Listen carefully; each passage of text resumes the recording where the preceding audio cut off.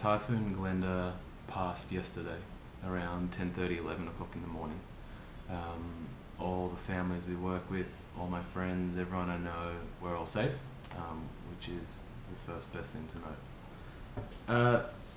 It was also probably a good time to start these video blogs, which I should have started when I got here. The point of these is, one, to track what we're doing with the setup of the Make a Change Foundation in the Philippines, and it's also to go back over what I did in Australia. What I found going through the setup over the last couple of years is that there's not a lot of information out there on how to do it, especially for young people.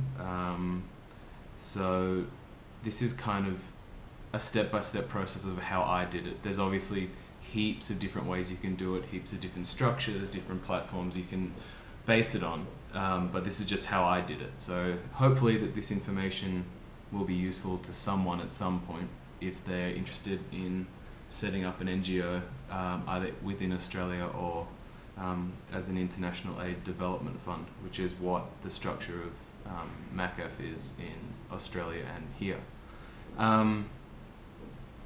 So over the next few videos, they'll be short, 4 or 5 minutes. I'm kind of going to go through each step that's necessary within the legal development in Australia, your board of directors, banking, the correct forms for ABN, and then in the Philippines as well, this will become more specific with setup like the DSWD, which is the equivalent of community services, with security and exchange, and all of the things that are just day-to-day setup of how you run a charity and how you get that to work.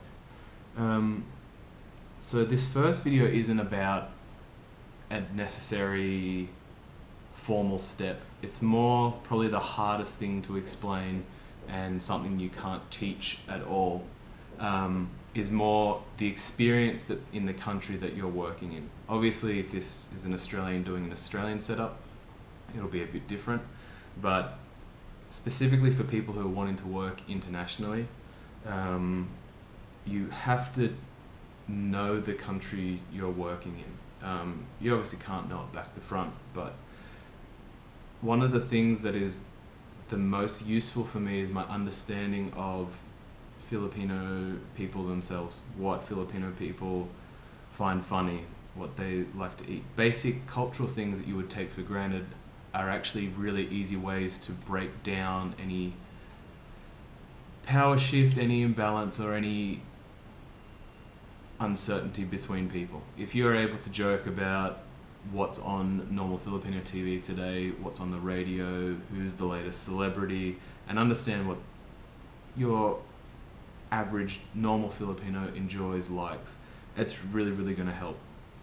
And again, not something you can teach. The only thing you can do for that is be in the country.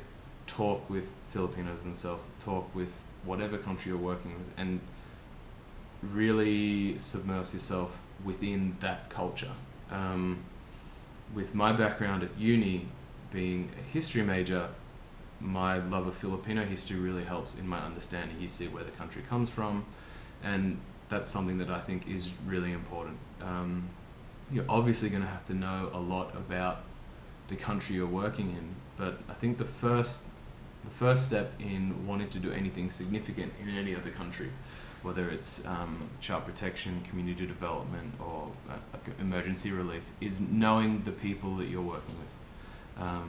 And this is the hardest one because it's the first step, and it's also the most difficult to come by. I was really lucky to work in a protective home for the last 4, 5, 6 years, and the experiences I got through that, I can't equate. I'm very, very lucky to have that. So hopefully what we can do here is offer those same opportunities to someone who wants to start it as well. So the first step in doing something like the Make a Change Foundation or wanting to start working is get your feet on the ground and submerge yourself in the culture, and really try and understand what a Filipino person is. Start to learn your local language, start to learn what they're going to be able to bounce back and forth in conversation. That's beyond anything, one of the most important things you're going to have to do.